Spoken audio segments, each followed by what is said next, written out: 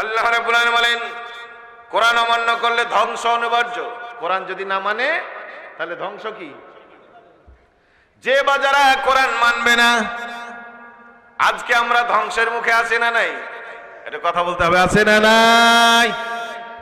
ব্যক্তিতে, পরিবারে, সমাজ, রাষ্ট্রে কোথাও শান্তি নাই। এর একটি মাত্র কারণ হলো মৌলিকগতভাবে আমরা কোরআনকে ছেড়ে দিয়েছি। চোখের দেখা যদিও কোরআন ধরেছি, এটা কোরআনের কাগজ জড়িয়ে ধরেছি, কোরআনের বিধান আমাদের কাছে নাই। আছে? মাস্টার সাহেব সুদের ব্যবসা করেন, কোরআন থেকে বলানো হলো সুদ আল্লাহ হারাম করেছেন। বিশ্বনবী সুদের ব্যাপারে ভয়ানক শব্দ উচ্চারণ করেছেন, 70টি অপরাধ। ছোট্ট অপরাধ নিজের মায়ের সাথে জেনা করা। আজ থেকে কি সভাপতি সাহেব সুদ ছেড়ে দেবে? কথা বলেন, ছাড়বে? ছাড়বে? সভাপতি সুদ ছাড়বে না। অতিথিকে যদি বলা হয় আল্লাহর নিকট একটাই দিন, ইন্নাদ-দীনা ইনদাল্লাহিল ইসলাম, আল্লাহর কাছে মনোনীত জীবন ব্যবস্থার নাম হলো ইসলাম। অমাই ইয়াবতাগি গায়রাল ইসলামি দীনা, ইসলাম বাদ দিয়ে তুমি যদি আর কিছু তালাশ করো, ফালা ইউকবালা মিনহু, আল্লাহ তোমার থেকে গ্রহণ করবে না। ও সম্মানিত অতিথি, আপনি যে আদর্শ করেন সেটা কি ইসলাম?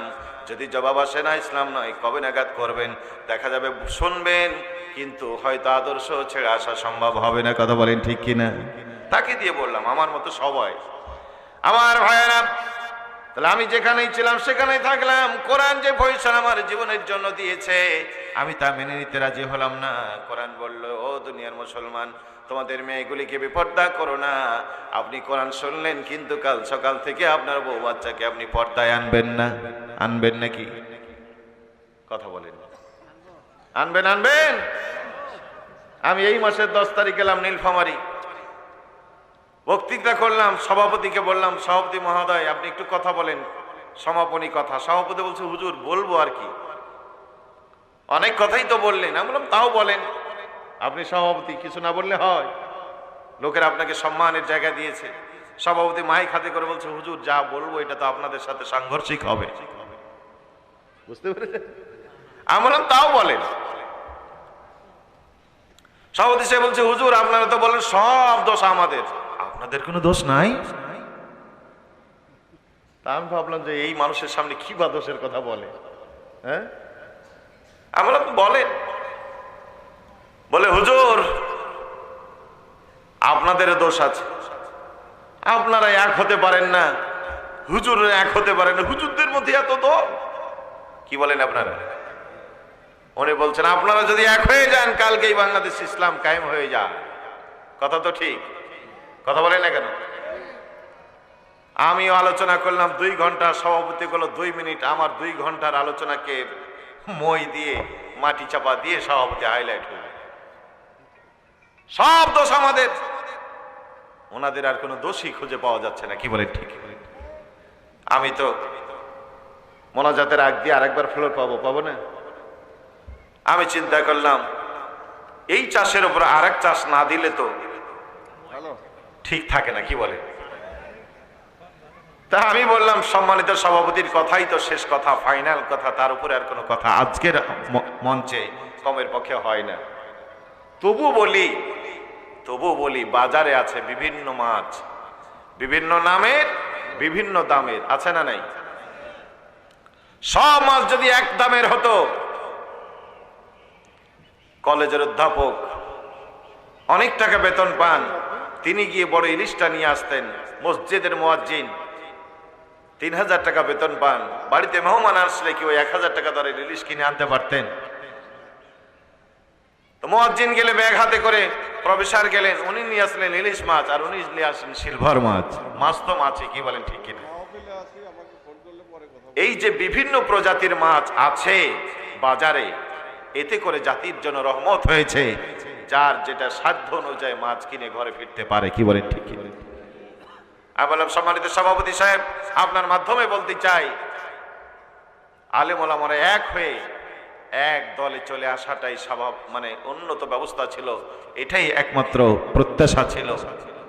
কিন্তু তারপরেও যে আলাদা আলাদা আছে, এটি অন্য চিন্তা না করলে, আমরা যদি এইভাবে চিন্তা করি, এতগুলির ভিতরে আপনি বাছাই করে যে কোনো একটা ইসলামের দলের সাথে, ইসলামের চিন্তার সাথে আপনি শরীক থাকতে পারেন। আল্লাহ পাক আপনাকে সুযোগ করেছে, কি বলেন ঠিক কিনা? একটাই যদি হতো, অনেকগুলি দোষ খাড়া করে আপনি বলতেন না এটার সাথে আমার সম্পর্ক নাই, তো এটা না আরেকটা করেন, আরেকটা না আরেকটা নেন।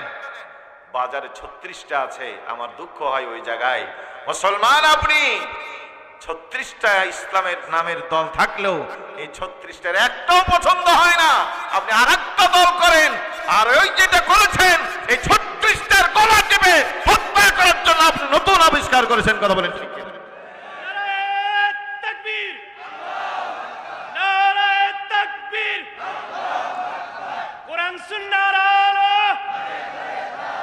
মনে রাখবেন, মনে রাখতে হবে মুসলমান, আল্লাহর কোরআনের ফাইসালা যারা মানেনি, মানবে না, আল্লাহ ধ্বংস করে দেবে। কথা বলেন ঠিক কিনা? আপনি কি সিদ্ধান্ত নিয়েছেন ইসলাম যা আপনি মেনে নেবেন?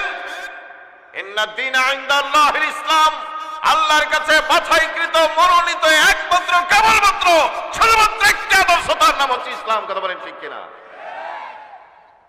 ইসলামের বাইরে আপনি চলতে চান কেন? কোন প্রেরণা আপনাকে চালায়? আজকের জাতির অনক্ষের মূল কারণ হলো মুসলমান দাবি করে ইসলাম বাদ দিয়ে তার জীবন পরিচালনার সমস্ত কর্মসূচি আলাদা করে চালায়। কথা বলেন ঠিক কিনা? মিলাদে বসলে ইয়া নবী সালাম আলাইকে ঠিকই পড়ে, কিন্তু তার আর একজন নেতা আদর্শ বানিয়ে তার জন্য জীবন দেওয়ার প্রস্তুতি গ্রহণ করে। শোনা রাখবেন মুসলমানের, আল্লাহ পাক সূরা ফুরকানের 36 নম্বর আয়াতে বলেন, ফাকুল্লা জাহাবা ইলাল কওমিল্লাযীনা কাযাবু বিআয়াতিনা ফাদাম্মারনাহুম তাদমীরা। কষ্ট হচ্ছে নাকি? দোয়া করে দিতে হবে, লম্বা আলোচনা হবে না মুসলমানেরা, ঘাবড়াবার কোনো কারণ নেই। আল্লাহ পাক বলেন, নবী গো আপনি তাদেরকে বলেন তোমরা ওই জাতির কাছে যাও যেই জাতি আমার আয়াতকে অস্বীকার করেছিল, অতঃপর আমি তাদেরকে সমূলে ধ্বংস করে দিয়েছি। কথা বলেন ঠিক কিনা? ফেরাউনকে ধ্বংস করেছেন, নমরুদকে ধ্বংস করেছেন, হামানকে ধ্বংস করেছেন, আবু জেহেলকে ধ্বংস করেছেন, বুকতেনাসরকে ধ্বংস করেছেন। এই পৃথিবীতে কত রাজা বাদশাহ, কত শক্তিধরকে আল্লাহ মাটির সাথে গড়িয়ে দিয়েছেন। কথা বলেন ঠিক কিনা? শক্তির আবির্ভাব যখন হয়েছিল, গোটা পৃথিবীর মানুষ ভাবছিল এই জালেমের হাত থেকে বাঁচার কোনো কায়দা নেই, কিন্তু আল্লাহর দিনকে অস্বীকার করার কারণে আল্লাহ এমন বেকায়দায় ফেলে দিয়েছেন, সাগরের সাদা মাঠা জল তাদেরকে গিলে খেয়ে ইতিহাসকে সাগরের মধ্যে ভাসিয়ে দিয়েছে। বলেন ঠিক কিনা? নমরুদ বাড়াবাড়ি করতে গিয়ে আল্লাহ জুতা পিটা করে নমরুদকে বিদায় করে দিয়ে জাতির জন্য ইব্রাহিম আলাইহিস সালামের নেতৃত্ব প্রতিষ্ঠিত করে দিয়েছেন। বন্ধুরে, সূর্য না উঠলে রাতের অন্ধকার দূর হয় না। জোরে জোরে বলেন ঠিক কিনা? গাছের পুরনো পাতা খসে না পড়লে নতুন পাতা গজাবার সুযোগ।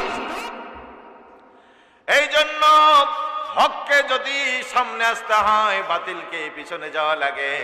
বাতিল পিছনে না গেলে হকের জন্য দরজা খোলা থাকে না। কথা বলেন ঠিক কিনা? আল্লাহ পাক সিদ্ধান্ত নিলেন, ফেরাউনকে যদি জমিন থেকে সরিয়ে না দেওয়া হয়, আমার মুসা কিন্তু ইমামতি পাবে না। কি বলেন? এই জন্য আল্লাহ পরীক্ষামূলক ভাবে সাগরের মধ্যে নিলেন।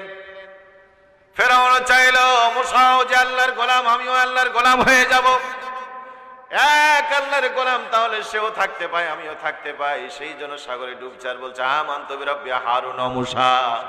ওরে আল্লাহ, আমিও তোমার প্রতি ঈমান আনলাম। মুসাও যে আল্লাহর তোমার গোলাম, আমিও তোমার গোলাম হয়ে গেলাম। কি বলে ঠিক কিনা?